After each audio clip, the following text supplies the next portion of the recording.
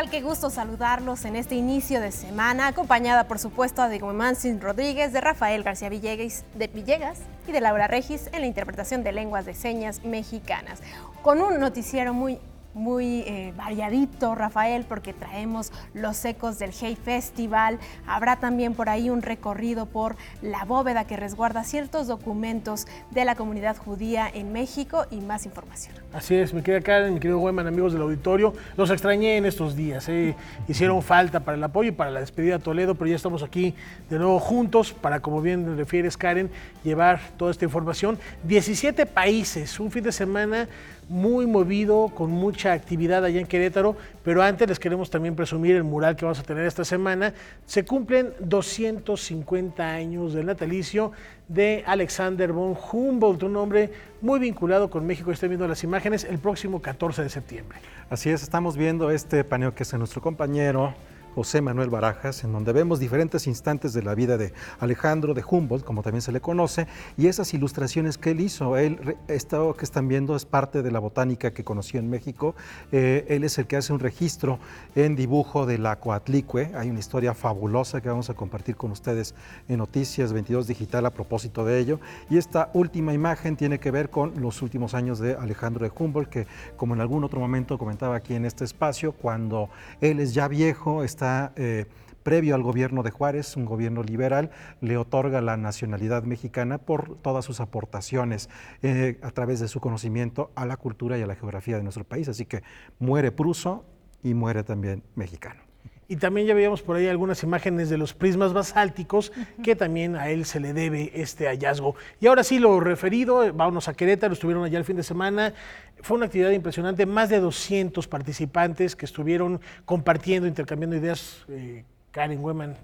Pues fueron actividades muy interesantes. Vamos a comenzar con una entrevista que le realicé a Ridian Brook. Él es un escritor inglés que imagina personajes que constantemente se enfrentan a sus traumas y que además aborda el término de justicia de una manera muy particular.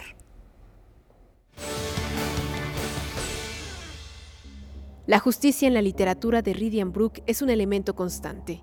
El autor de novelas como El día que vendrá y El asesinato de Butterfly Joy utiliza este sentimiento para narrar historias que ocurrieron después de la Segunda Guerra Mundial y de personajes que están al borde de la muerte a consecuencia de los excesos. To a degree, every story, I think readers are looking for a justice, whether it's explicit or implicit in the story. I think people want a just finish or a just end to something. It doesn't mean you have to give them that, because of course a lot of great literature doesn't give us the justice we're looking for. Not this side of death anyway. So I think it does inform me, and I think that probably comes from faith, which is a sort of important part of my writing, and has informed probably every book I've written in slightly different ways. En su trabajo como escritor, Brook también responde a la pregunta sobre la forma en que la literatura ayuda a sanar las heridas causadas por los conflictos sociales. I guess literature can get inside of the minds of all kinds of people, good and bad. And if it's good writing, it can give you almost sympathy for that character's way of seeing the world. So in a very broad sense, you could say literature puts us in the shoes of other people in a way that, say, straight history maybe can't do quite so effectively.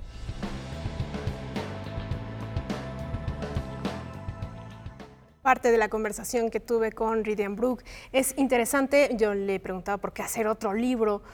Bueno, hay varios libros de la Segunda Guerra Mundial. ¿Por qué hacer uno de lo que ocurre después de la Segunda Guerra Mundial? Tiene mucho que ver con su vida personal. Su abuelo fue uno de los líderes de Hamburgo en 1946, justo cuando se comenzaba a reconstruir Alemania, cuando llegaron los ingleses y comenzaron a quitarle a los alemanes sus viviendas, sus hogares, y su abuelo decide no quitárselo a una familia y vivir con esta familia alemana. Y a partir de ahí se crea esta historia de uno de sus libros, ¿no? Y también por eso el término justicia está muy presente en su literatura. Y en un momento crucial, porque recordemos que también este año se cumplen 80 de que hubiera estallado la Segunda Guerra Mundial. Entonces yo creo que coyunturalmente es muy atractivo releer y replantearse todo lo que sucedía entonces.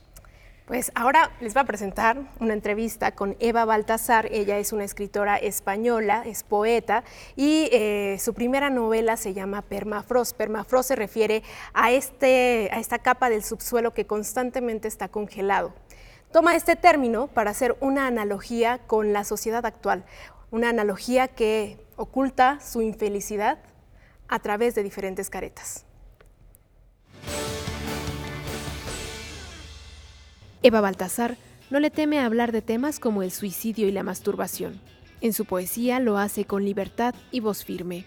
Permafrost es su primera novela en la que muestra a una sociedad que no es feliz y que necesita medicarse para tolerar el contexto que la rodea. Yo creo que ella es hija un poco de su época, ¿no? Es una mujer que dices, a ver, esta chica, ¿de qué se queja tanto si lo ha tenido todo, ¿no? Dices, sí, ha podido estudiar, tiene una familia que la ha arropado, ¿qué le pasa? Pues creo que lo que hay es un vacío existencial muy grande y es una mujer que por ejemplo, está rodeada de una serie de personajes como son la madre, la hermana, que se medican, toman ansiolíticos, antidepresivos para ir tirando, ¿no? La hermana dice, para ser feliz, pero ella ve que ahí hay trampa, esto es ir drogada, ¿no? Y ella decide no medicarse y entonces sufre este vacío, sufre la vida, ¿no? Y hay momentos en que este sufrimiento la lleva a fabular con la idea de suicidio, pero también hay momentos en que ella goza muchísimo de los pequeños y grandes placeres de la vida, ¿no? Es un libro que hay sexo, que hay literatura, que hay arte, que hay gastronomía, entonces ella cuando está gozando también tiene esta lucidez que ella ve que la madre y la hermana, por ejemplo, no tienen. Trabajar con el lenguaje, buscar ritmo, musicalidad, plasmar imágenes descriptivas es su intención. Ímpetu con el que muestra a la humanidad que construye un sistema social que la lleva a sufrir. Es el contexto que viene ya de la revolución industrial, igual de más allá, ¿no? De consumismo y de mercantilismo y que el dinero es lo que prevale y al final tenemos unas vidas vacías, que dices, estás buscando la felicidad, estás buscando tener muchos amigos en las redes, estás buscando lo que sea, pero ¿tú te has encontrado a ti misma?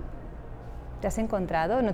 Creo que faltan espacios para estar solos, espacios de silencio, de calma, para conocerse, para saber, para escuchar a tu corazón, qué es lo que quieres hacer con tu vida, ¿no? Tenemos una protagonista que tiene muchas amantes, pero es incapaz de entregarse, de abrirse a otra persona, ¿no? Una protagonista que tiene un permafrost, que dices, esa capa congelada que la aísla del resto y la protege de la sociedad, una sociedad que ella percibe como agresiva, y lo que falta precisamente es escucharse, ese encontrarse y entonces decidir qué quiero ser yo en la vida o cómo quiero realmente vivirla y no vivir empujado, ¿no?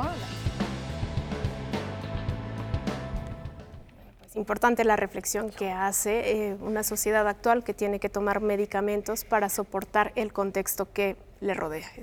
Es interesante también la propuesta de soportar Eva. el contexto o también la evasión al dolor, que no es que debamos de sentir dolor, pero permanentemente vivimos en una sociedad que se aleja de los miedos y de los dolores, ¿no? Bien, y también preguntarse qué es la felicidad, ¿eres feliz? ¿No eres feliz? Bueno, pues Eva hace una reflexión al respecto de Quedarse con uno mismo no siempre es lo más recomendable. Antes de enviar a la siguiente pieza, platíquenos, porque estamos hablando de 29 sedes, ¿cómo se vive y cuál es la dinámica para celebrar el Hey Festival allá en Querétaro?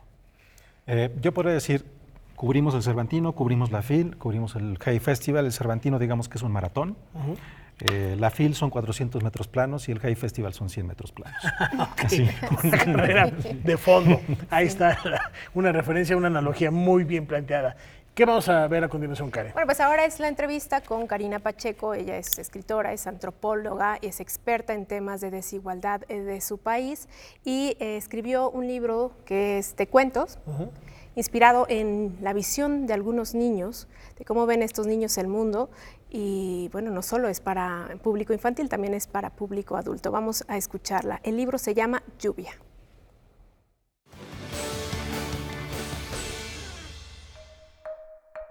El hilo conductor es un poco qué ha pasado después de una tremenda tormenta del tipo que sea. Hablo de tormenta en plan metafórico, ¿no? En el primer caso estamos hablando de temas de abusos sexuales dentro de una familia, pero que no se menciona la palabra abuso sexual en ningún momento. En otro caso es un lugar imaginario que acaba de pasar por una guerra y al final de la guerra cada cual trata de mostrarse como inocente, pero justo el menor de todos esos chicos que van a pasar una noche en la hoguera, porque ya la guerra ha terminado, va desatando el hilo de que ahí nadie es inocente, ¿no? Entonces, de algún modo son historias que hay un nudo conflictivo terrible. Yo creo que no hay que endulzar las cosas para que los niños entiendan las cosas. Los niños son más conscientes de la crueldad que los adultos, ¿no?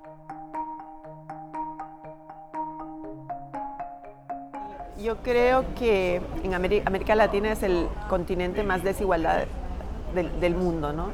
Y son desigualdades obscenas, exageradas, que hasta cierto punto normalizamos, pero que generan muchas heridas, ¿no?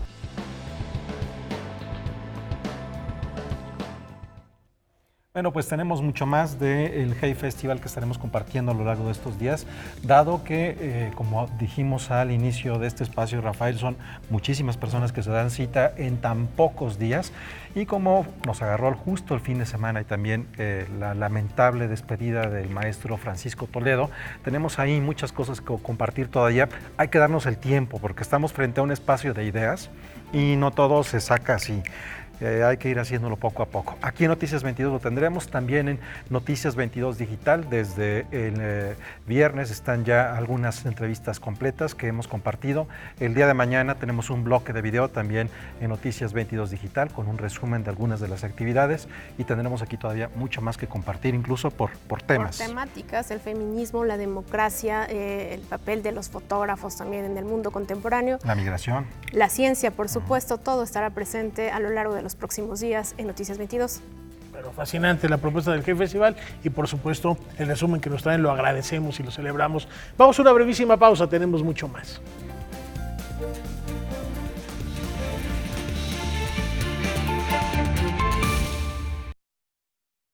Continuamos aquí en Noticias 22. Digno exponente de la rebeldía del pensar, el escritor, poeta y filósofo Óscar de la Borbolla celebra sus 7 décadas de vida, una vida dedicada por entero al arte de dudar. Me deslumbré con las vocales malditas. En la sala Manuel M. Ponce del Palacio de Bellas Artes, colegas y amigos se reunieron para homenajear en su 70 aniversario a Óscar de la Borbolla, filósofo, ensayista, narrador y poeta, autor de los libros El arte de dudar y Las vocales malditas. Empecé a escribir desde siempre y mis inquietudes empezaron a bifurcar justamente a partir de una cuarteta de Antonio Plaza que cuestiona muy fuertemente a Dios, diciendo: si siempre de vivir en la desgracia, ¿por qué entonces murió por mi existencia? Si no quiere o no puede hacerme gracia, ¿dónde está su bondad y omnipotencia? Y te digo que ahí empezó, por un lado, mi gusto por la literatura, porque ya me había leído el poemario entero, y una inquietud que hizo que se me abriera el horizonte de la filosofía como una especie de posibilidad de encontrar una respuesta a esto: ¿qué hago aquí? ¿Por qué soy? ¿Por qué hay ser? Y he dedicado mi vida a los dos caminos, a veces desatendiendo uno en función del otro, pero creo que he avanzado cojeando, pero por los dos senderos. He terminado siendo un escritor y he terminado siendo un, no sé si filósofo, pero por lo menos sí un pensador. En la ceremonia participaron la escritora Almadelia Murillo, el músico y periodista Fernando Rivera Calderón y los escritores José Luis Trueba y Paco Ignacio Taibo II. Para el homenajeado, este reconocimiento se le hace divertido y, sobre todo, un buen motivo para reunir a las personas que quiere y lo quieren. Es una especie de escalera infinita, y uno va subiendo y subiendo y subiendo, y esa escalera se mezcla, como en el juego de las serpientes y escaleras, con víboras que sirven de resbaladilla para llevarte hasta la conciencia de que no vales nada, y subo y bajo. Traigo entre manos siempre alguna cosa por hacer. Ahora mismo estoy casi por terminar una nueva novela, un diccionario de aforismos, en el que voy a definir aforísticamente cada una de las palabras que más significado tienen en el diccionario, y estoy trabajando cotidianamente pues en mi columna del sinembargo.mx, una columna donde cada semana aparece una reflexión los lunes. Entonces, en otras palabras, sigo vivo. Ya llegué a la cima, no hombre. Vivo y dudando. Noticias 22, Omar Vera. Y en la Cineteca Nacional se abre un espacio para visibilizar y hacer frente a la violencia de género desde la óptica del cine. 66% de las mujeres en México. La Academia Mexicana de Artes y Ciencias Cinematográficas convocó al foro Miradas a la Violencia de Género en el cine y el audiovisual mexicano, que como su nombre lo dice, busca abrir la discusión con especialistas, cineastas y críticos de cine. Bueno, son 6 mesas en las que habrá invitados partes de la comunidad cinematográfica como directores, guionistas, actores, críticos también, pero también especialistas, ¿no? Finalmente necesitamos como esa voz especializada para darnos pistas y abrir la discusión y finalmente tener como gente, bueno, pues con toda la autoridad para poder hablar de este tema que es tan pues complejo y tan importante para nosotros. En junio pasado, en el marco de la entrega de los premios Ariel, se realizó el lanzamiento de la plataforma Ya es Hora, en la que directoras, actrices, productoras y todo tipo de mujeres profesionales ligadas a la industria audiovisual protestaron en contra de la violencia de género. La protesta cobró eco y ahora la MAC responde con este ciclo de charlas. Es un asunto que sí nos ha preocupado mucho. La Academia ha estado analizando sobre los contenidos que se producen en la industria cinematográfica y audiovisual.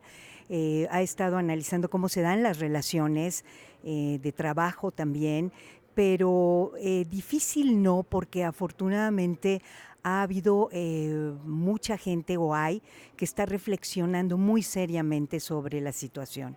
La mesa 1 gira en torno al acoso y la violencia de género, y las mesas 2 y 3 tendrán como eje central la violencia de género y políticas públicas.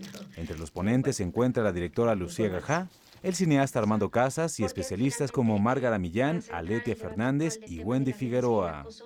Y algo importante es que habrá esta discusión en el escenario, digamos, pero finalmente también hay espacio para que el público intercambie puntos de vista, pregunte, opine y tener esa posibilidad como de establecer un diálogo directo con todos ellos. Las mesas se realizan en la Cineteca Nacional. Mañana habrá 3 más, iniciando a las 10 a.m. La entrada es libre. Noticias 22, Julio López. En este caso, las mujeres. Bueno, pues ahí tienen ustedes, esta es también una forma de reconocerse a través de la cinematografía, de reconocernos a través de la cinematografía y seguramente una de las tantas exigencias que tenemos como generación y también no solamente en el medio de la comunicación, sino también en el medio cinematográfico. Sobre todo por el impacto que puede tener un producto audiovisual como es el cine en el desarrollo de la sociedad. Y ahora sí, Karen, continuamos de fiesta con los 50 años del metro. Continuamos de fiesta, Rafael, porque cerca de 5 millones de personas recorren el interior de la ciudad por sus entrañas día con día. Hoy visitamos el centro neurálgico del metro de la Ciudad de México.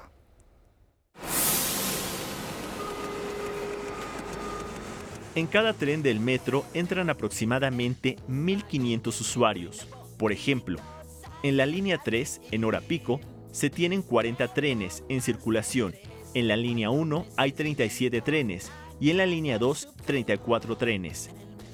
Al día, el metro transporta alrededor de 5 millones de personas.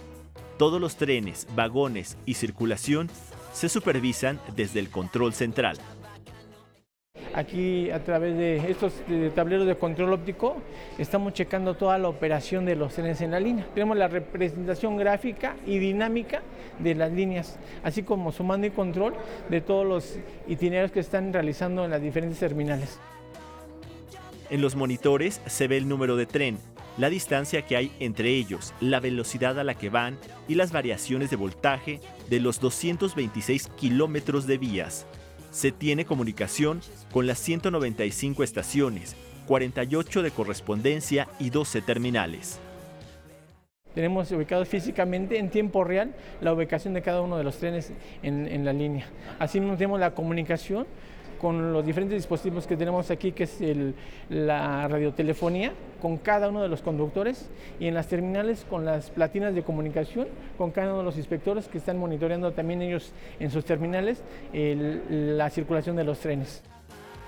En el 2018 se transportaron 1.650 millones de usuarios, es decir, que por día se transportaron 4.6 millones de personas diarias. Esto en el horario que el tren da servicio. Sin embargo, el centro de control trabaja las 24 horas, los 365 días del año. Claro, nosotros se cierra por fin de servicio, pero en ese momento, aunque los trenecitos ya estacionaron, entran todos los equipos, todas las cuadrillas de mantenimiento, a darle mantenimiento a la vía, a la señalización, a la obra civil, o sea, a la limpieza de las estaciones, de la misma vía. O sea, aquí tenemos movimiento las 24 horas. Los reguladores son las personas que tienen bajo su cuidado el traslado de los trenes. Ellos trabajan en 4 turnos con duración de 6 horas y tienen la responsabilidad de monitorear el sistema y llevar una bitácora.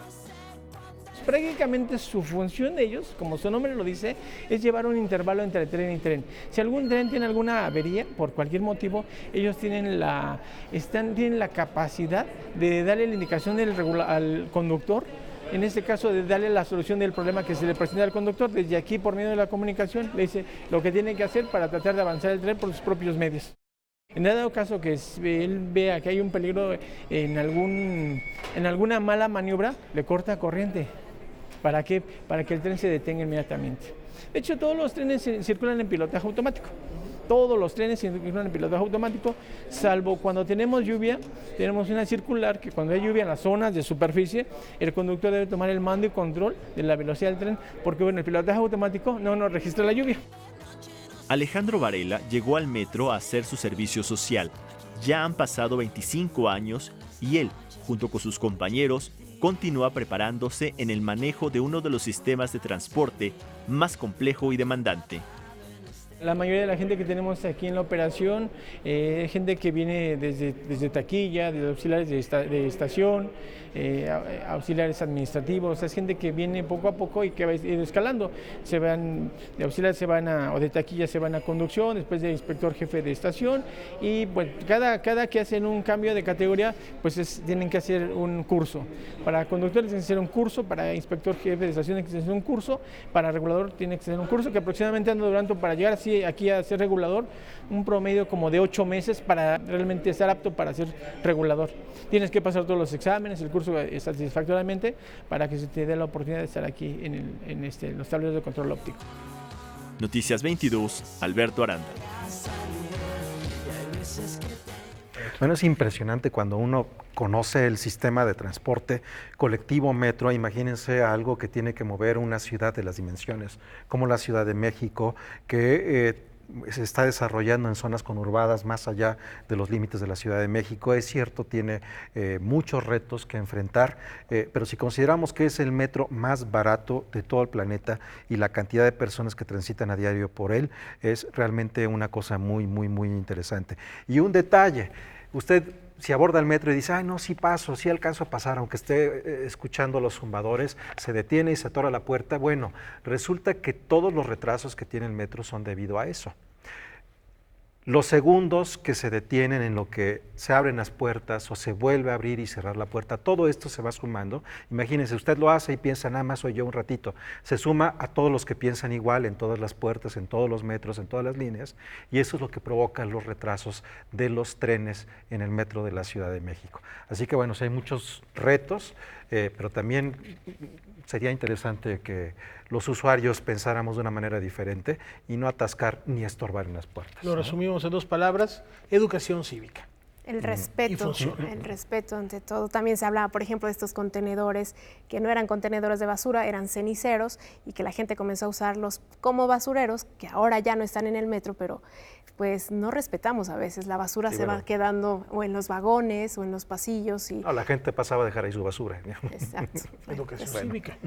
Todo redunda. Y nada más para redondear este reportaje, es un búnker. Esto que acabamos de ver, ahí muy cerca de Salto del Agua, es fascinante de verdad, porque tienen su propio sistema, su propia planta eléctrica para poder mantener vigente este punto neurálgico de la ciudad, y como bien refieres, que conecta inclusive a gran parte de la zona conurbada. La única línea que no se encuentra en esta parte, en este centro de control, es la línea dorada. Su centro de control se encuentra en Tláhuac. Ahí está la referencia para seguir conociendo más del metro a 50 años de su inauguración. Y antes de ir a una pausa, no se pueden perder esta noche Debate 22 con Javier Aranda Luna, quien estará acompañado por los historiadores María Elena González y Salvador Rueda para recordar a Emiliano Zapata con motivo del aniversario 140 de su natalicio. No se lo pueden perder en unos minutos después de terminar Noticias 22. Mientras tanto, una breve pausa.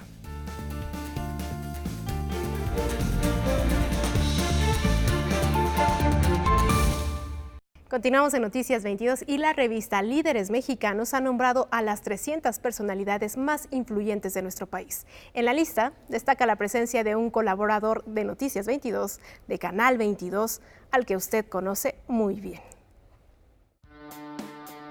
Este reconocimiento de los 300 líderes más influyentes de México me cayó de sorpresa. Yo jamás me lo esperé. Porque como yo soy de origen periodista de espectáculos y esta es como la parte más despreciada del periodismo, pues no, yo jamás pensé que me iban a tomar en cuenta.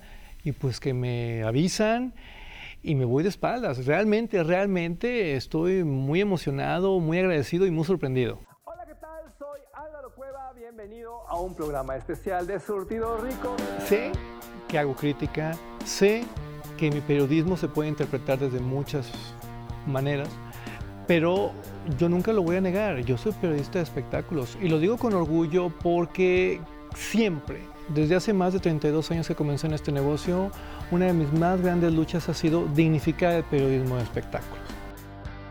En México tenemos un problemita, confundimos periodismo de espectáculos con periodismo del corazón. Y entonces ya la gente no sabe qué entender cuando llega el micrófono. Porque, por ejemplo, tú vas con un director de cine y el señor no sabe si de repente le vas a preguntar una intimidad asquerosa, vulgarcísima, o si genuinamente tú quieres profundizar en la trascendencia de su obra. Ahí está el problema. Sí tenemos que poner cada cosa en su lugar. El periodismo del corazón es otro asunto, también merece respeto, también merece como una pulidita, pero lo que a mí me toca, que es esto, el periodismo de espectáculos, sí, aquí está. Y sí, hay que profesionalizarlo.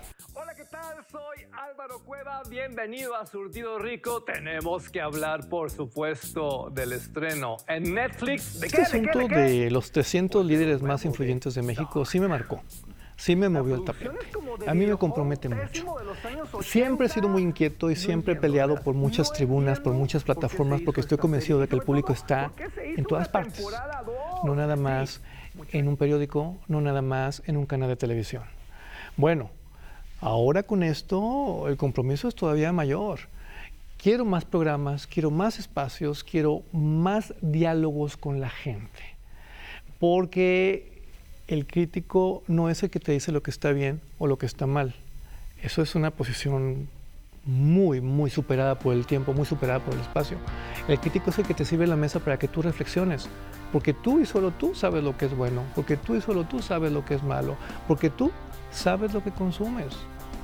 Uno no es nadie para decirte que sí y que no.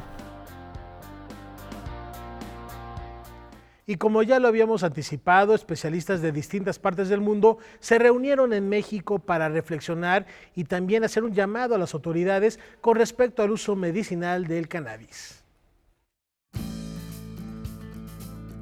En el antiguo Palacio de Medicina se llevó a cabo el primer Simposio Internacional de Medicina Cannabinoide. Con presencia de ponentes de 11 países, los participantes compartieron su conocimiento en materia científica sobre los múltiples usos de la planta en la medicina. El Dr. Manzanares, un reconocido médico que lleva más de 25 años en la investigación del cannabis, siendo uno de los expositores más importantes que vinieron a este simposio, nos habló sobre la importancia de hacer este tipo de eventos y su labor en su larga trayectoria como investigador. Bueno, yo soy Jorge Manzanares, soy doctor en farmacología, catedrático de farmacología de la Universidad Miguel Hernández en Alicante, España. Soy también lo que aquí llamáis director de la Facultad de Farmacia ya desde hace cierto tiempo. He trabajado pues, unos 25 años con cannabinoides, no solamente con los derivados de la planta, sino también con sustancias sintéticas que van a modificar el sistema cannabinoide endógeno. Mi foco principal ha sido en enfermedades neuropsiquiátricas, en depresión, ansiedad, enfermedades neurológicas, Parkinson principalmente. En México hay tecnología suficiente para que se pueda experimentar. Hay personas que tienen muchas ganas de hacer, no tienen tradición y no tienen experiencia, pero hay que empezar por un momento. Y además tienen muchos colaboradores. Yo tengo colaboradores aquí en México que trabajan conmigo en algunas cosas. Entonces unos se ayudan a otros, igual que a mí me ayudaron otros. Esto es así como funciona en la ciencia. La doctora Ginanit es líder de investigación de los compuestos médicos del cannabis en Israel, país el cual es líder a nivel mundial en avances en medicina canábica. Una de las invitadas de honor del simposio, la cual nos compartió un poco de su trayectoria y opinión sobre nuestro país en materia médica canábica. I am Professor Ginanit Koltai from Israel. I am a senior research scientist from Vulcani Center and a professor in Bar-Ilan University. I am the head of research on cannabis in my lab. I have a lab that is working on research in cannabis. Indeed, Israel is a leader in cannabis research, and we make advancement in order to improve the medical use of cannabis. What we do is we identify the compounds from cannabis that are important to activity for different medical indications. It means that we do not look just at THC or CBD, but rather we look at all phytocannabinoids and all terpenoids. And we look for the combination of compounds that are important for treatment of different medical indications. That leads to the development of the new generation of cannabis-based products for medical use. Noticias 22, Héctor Martín del Campo.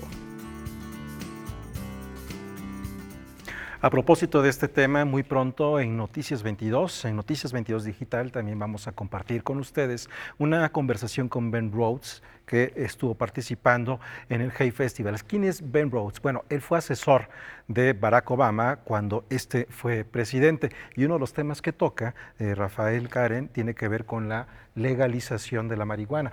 En términos rápidos, dice algo así como: logramos la legalización en el estado de California y eso se reflejó en que bajaron muchos índices de violencia. Por supuesto, hay otros retos que tienen que ver con las armas que se venden en Estados Unidos, pero sí, al legalizar la marihuana como una de las primeras drogas, las demás estarían todavía en un nivel de discusión muy importante.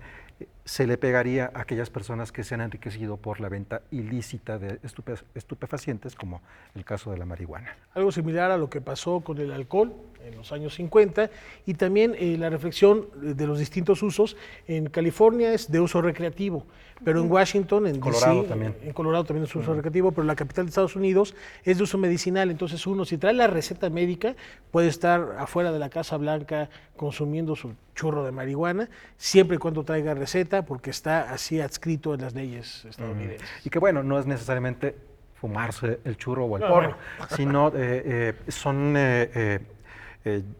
como veíamos en la nota, se le separan, digamos, que los elementos recreativos y se dejan aquellos que tienen que ver más con el dolor o con la parte que ayuda a aceitar. No, yo estaba poniendo nada más un ejemplo burdo. Si traes tu receta, lo que puede suceder. Pero bueno, tenemos más información, Karen Rivera. Vamos a hablar ahora de, bueno, otros temas completamente. Aunque nació en la periferia de Nueva York hace más de 3 décadas, el hip hop ha llegado a lugares insospechados. Símbolo de resistencia, esta expresión musical ha encontrado en México una nueva potencia sonora y poética a través de nuestras lenguas originarias. En la zona conocida como las Islas de Ciudad Universitaria, entre los jóvenes que hacen ejercicio, comen algo entre clase y clase o pasan por ahí para ir de una facultad a otra, se organizó el Festival de Hip Hop en Lenguas Indígenas. Los primeros en participar fueron los jóvenes de la Banda de los Pueblos Indígenas de la UNAM. Hemos hecho festivales de lenguas indígenas ya desde hace 14 años y también festivales de música, ¿no? Es más, becarios indígenas, la banda que vamos a escuchar hoy es de becarios indígenas, todos son estudiantes de la Escuela de Música de la UNAM. Entonces, lo que estamos viviendo es el florecimiento de las lenguas originarias de este país. Organizado por el Programa Universitario de Estudios de la Diversidad Cultural y la Interculturalidad, el festival fue la oportunidad para ver cómo algunas de las lenguas originarias del país han encontrado en la música una forma para continuar desarrollándose. Prácticamente en términos de los estudios de gramatización ya las hay desde hace muchos años de muchas lenguas. Lo que pasa es que han estado negadas, han estado prohibidas, han estado cerradas. Ahorita me decía una reportera que es totonaca ella y que su papá le decía que no aprendiera el totonaca. Lo que hacemos es, vemos qué es lo que quiere la gente y construirlo institucionalmente. Esto es lo que estamos haciendo. Estamos creando el espacio para que ellos hagan lo que quieren, ¿no? Noticias 22, Alberto Aranda. Algo que, como podemos apreciar, va más allá también del hip hop. Y la soprano Mije María Reina se ha propuesto dar voz precisamente a las lenguas originarias en los grandes escenarios del país. Luego de lanzar su primer disco titulado Orgullosa Soy Raíz y de presentarse con éxito en el Teatro de la Ciudad de Esperanza Iris, la soprano María Reina continúa su recorrido musical por la geografía nacional, usando su talento vocal para celebrar y difundir las lenguas indígenas mexicanas. El viernes participó junto al rapero Mije Represent en un concierto organizado por Radio UNAM como parte del festival Intersecciones, en el que hip hop, bel canto y canción popular se amalgamaron prodigiosamente en el escenario. Sí, es algo muy importante el poder mostrar, visibilizar, ¿no?, esta parte que se puede hacer en hip hop, en rap, en este caso en bel canto, o es el concepto de ópera mije, cantar o alzar la voz, ¿no?, para cuidar nuestra lengua, para fortalecer nuestra lengua. En este caso, pues yo me siento muy orgullosa de poder hacerlo y poder hacer algunas locuras, ¿no?, porque también vamos a hacer ahí algo de rap combinado con mi voz y todo eso, pero yo creo que más que eso es decirle a la gente que hable su lengua. Yo siempre les digo, hablen su lengua, hablen esta parte de, en donde quiera que estén, hablen su lengua.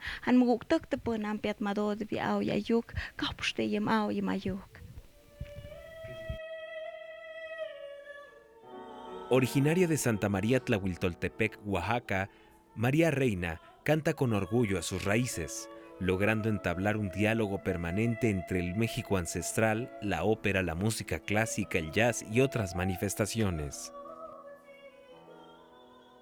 Mi pueblo es tierra de músicos, donde los niños, los jóvenes, hasta los adultos ya están tocando algún instrumento. Y en este caso yo buscaba esa parte diferente que es la voz y no había clases de canto allá.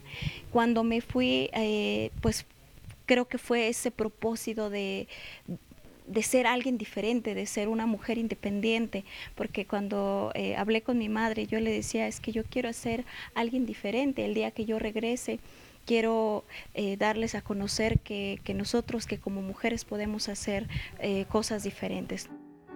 De la mano del pianista Joaquín Garzón, esta joven talento del bel canto ha conformado un repertorio en diversas lenguas, como el maya, el mixteco, zapoteco, el rarámuri y, por supuesto, el ayuk. Ella está convencida de que para ser internacional se debe ser profundamente regional. Pero aquí lo más importante es cómo se va formando o cómo es que yo canto en varias lenguas, porque no las hablo, por supuesto, y los hago con mucho respeto. Yo hablo la lengua mije, el náhuatl lo estudié poco, pero las otras como el maya, el mixteco y el zapoteco, pues tengo el honor de que tengo varios amigos que hablan esa lengua, que siempre están ahí al pendiente para que a mí me salga muy bien esa canción, pero sobre todo que la comunidad o la variante de esa lengua lo puedan entender. Antes de subir al escenario, María Reina dedicó unas palabras al maestro Francisco Toledo, oaxaqueño ilustre al que pudo conocer. Lo recuerdo con mucho cariño al maestro Francisco Toledo porque me dio muchos consejos y creo que eso me quedo con eso. Realmente es un personaje que yo no terminé de conocer, nada más platicamos alguna vez y sí fue una gran persona y sobre todo yo creo que pues hizo muchísimo por Oaxaca y esperemos que todos los que estamos aquí podamos aportar y podamos dejar también una huella. Para Noticias 22, César H. Meléndez.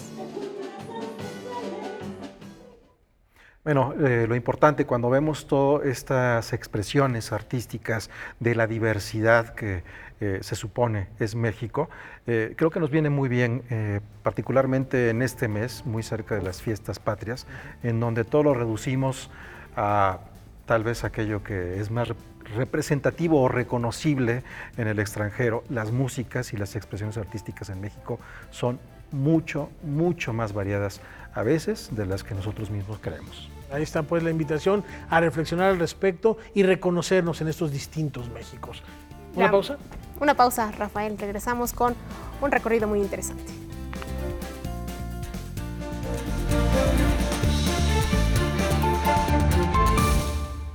Continuamos aquí en Noticias 22. La historia del judaísmo en nuestro país prevalece y sigue escribiéndose con el paso de los años. El Centro de Documentación e Investigación Judío resguarda los hechos y testimonios de esta cultura en México.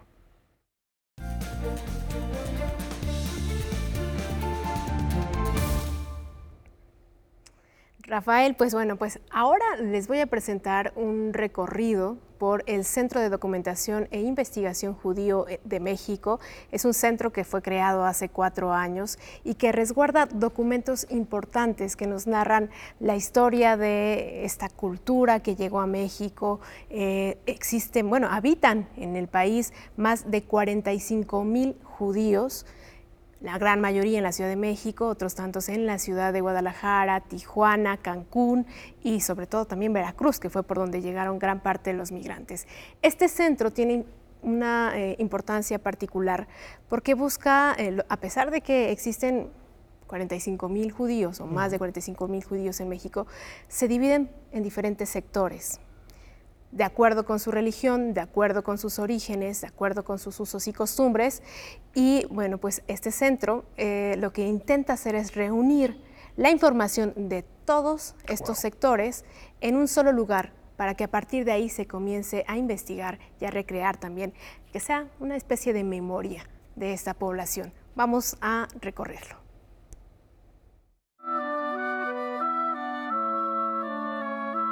Este centro es una institución que se encarga del rescate, el resguardo, la preservación y por supuesto del fomento a la investigación de la historia y la cultura de los judíos en México.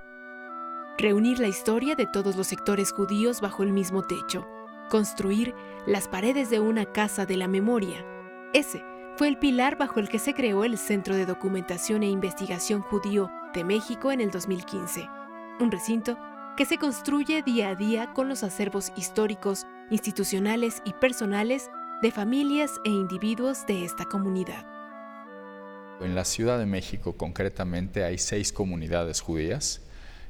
4 de ellas se distinguen por su lugar de origen, la región de la que provienen los miembros, que son la comunidad Ashkenazí, la que ya hablamos, de Europa Central, Europa del Este, la comunidad Sefaradí, conformada principalmente por judíos provenientes de la zona de Turquía, de las orillas, digamos, del Mediterráneo, del área de los Balcanes, y 2 comunidades más que provienen del mismo país, de Siria, pero de distintas ciudades. La comunidad Maguen David, proveniente de Alepo, en Siria, y la comunidad Monte Sinaí de Damasco. La comunidad Monte Sinaí de Damasco fue la primera en establecerse en México en 1912, y a ella pertenecieron los judíos de diferentes orígenes. Sin embargo, al pasar de los años se fueron creando otros sectores. Y hay otras 2 comunidades que fueron creadas posteriormente que no se distinguen por su lugar de origen, sino por su filiación de carácter religioso. Y en términos generales hay 3 grandes divisiones a nivel mundial en torno a la forma en que se profesa el judaísmo, que serían la forma ortodoxa, la forma conservadora y la forma reformista. El reformismo no existe, digamos, institucionalmente en México. El Comité Central de la Comunidad Judía en México, creado en 1938, es el órgano que representa a estos sectores frente a las instancias gubernamentales. Y un archivo importante de este comité se resguarda en el Centro de Documentación e Investigación. En términos generales, en México hay unos 45,000 judíos y la inmensa mayoría de ellos se encuentran asentados en la Ciudad de México y en, por supuesto, áreas digamos, en la zona conurbada del Estado de México. Este Centro de Documentación e Investigación Judío de México cuenta con un área de biblioteca que parte de ella se encuentra justamente aquí en este sitio. Es una sinagoga histórica de 1931 perteneciente a la comunidad de Alepo, de Siria. La parte superior de la sinagoga también está el área de hemeroteca con los periódicos. Hay periódicos desde el siglo XIX. Hay periódicos en distintos idiomas, muchos de los cuales se publicaban en su momento en México, por ejemplo en el idioma yiddish, y llegaron a venderse en puestos de periódicos del centro de la ciudad, donde se encontraba asentada la mayor parte del colectivo judío.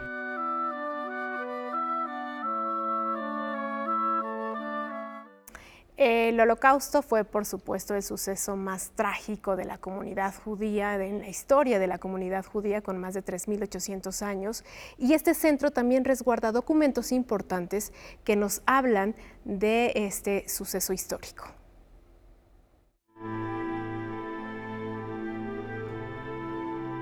El Centro de Documentación e Investigación Judío en México cuenta con una bóveda en la que pueden encontrarse archivos como el primer libro de actas del Comité Central de la Comunidad Judía, que fue firmado el día en que se estableció esta corporación, el 9 de noviembre de 1938, fecha que coincidió con la llamada Noche de los Cristales Rotos en Europa, considerada por historiadores como el inicio del Holocausto.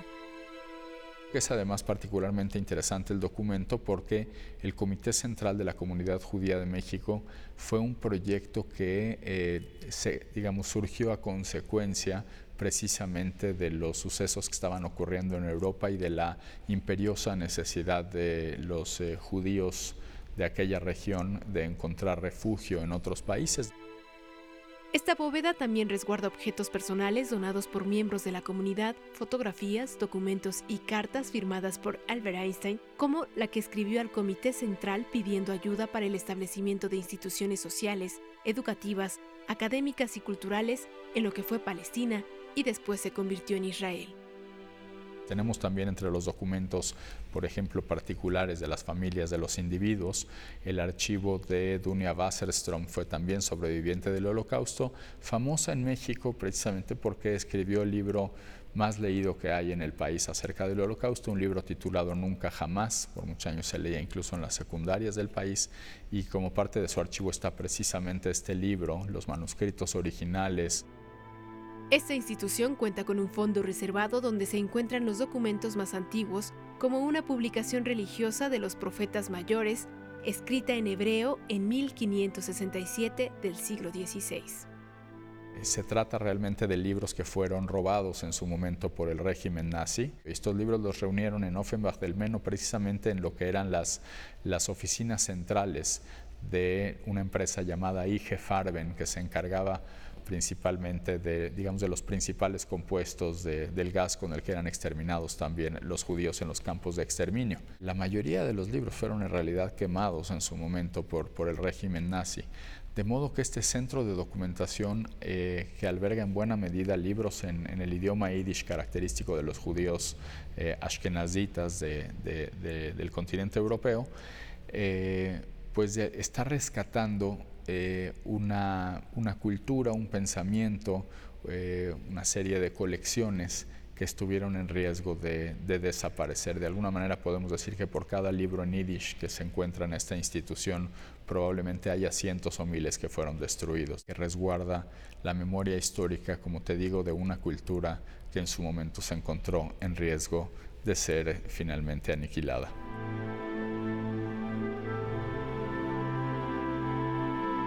Bueno, un centro de documentación e investigación que está abierto a todo el público. Rafael, solo necesitan una previa cita si es que quieren visitarlo, si es que quieren consultar parte del acervo que resguarda. Y muy interesante, por ejemplo, lo que nos comentaba. Uno de los libros que vimos en pantalla se llama El libro de la vida, curiosamente, con un sello nazi, y que precisamente lo que buscaban los nazis en ese momento, una vez que exterminaran a los judíos, era crear un museo para que la humanidad conociera quiénes habrían sido los judíos y por qué justificar por qué tendrían que haber sido eliminados o aniquilados. Ahí hace referencia al Kristallnacht, la noche de los cristales rotos. Exacto. Que bien dices, cuando Goebbels se entera que asesinan a Roth, es el pretexto que utilizan para ir a quemar sinagogas, para ir a romper vidrios. Más de 30,000 judíos fueron esa noche confinados ya en campos de concentración, e inicia esta barbarie que todos conocemos y que hemos referido en otras ocasiones, pero fundamental contar en México o en cualquier parte del mundo con un centro y con una bóveda que resguarde no solo esta memoria, sino documentos de tanta valía histórica y también de tanto sincretismo, porque bien lo decíamos en la primera parte de la pieza que nos presentas, Karen, estos judíos, estos sectores de judíos, también han ido transformándose en esta convivencia cotidiana en México. Y además, pues claro, forman parte de la comunidad mexicana, han vivido aquí por años, de verdad que han sido parte fundamental de esta cultura, han compartido ideas, conocimientos, han tendido puentes artísticos. Ahora se viene ya próxima la Feria del Libro Judío, que también organiza Enrique Schmecknick, y que bueno, pues tendríamos que estar pendientes. Tenemos que estar pendientes de lo que ocurra, que además también trae invitados científicos de gran nivel. Pues ahí está la invitación, no solo para la Feria del Libro, sino también para el Festival de Cine Judío. Gracias, Karen, un tema muy interesante. Este recorrido vale la pena tenerlo en la memoria, independientemente la religión que profese uno. De acuerdo. Así es, y recorrer también las sinagogas, la histórica, que es la que se encuentra en Justo Sierra, y juntito está la que le siguió en la más nueva entonces, a principios del siglo XX, y acercarse también en la colección 100 del mundo de la Dirección General de Publicaciones de la Secretaría de Cultura, así como podemos leer Tristán e Isolda, así como podemos leer el Rig Veda o los Evangelios. Ahí también se publica el Zohar para aproximarnos al conocimiento de otras culturas del planeta. Hay una recomendación. Momento de despedirnos. Buenas noches. Buenas noches. Con música, ¿verdad, Rafa? Eric Serra. Seguramente Eric lo ubican, Serra, claro. Uno de los grandes compositores franceses de banda sonora, muy afín a la obra de Luc Besson. Y bueno, si vieron el quinto elemento, ahí sale. Y esto es del Quinto Elemento, precisamente hoy está cumpliendo 60 años de edad. Muchas gracias. Hasta la próxima. Buenas noches.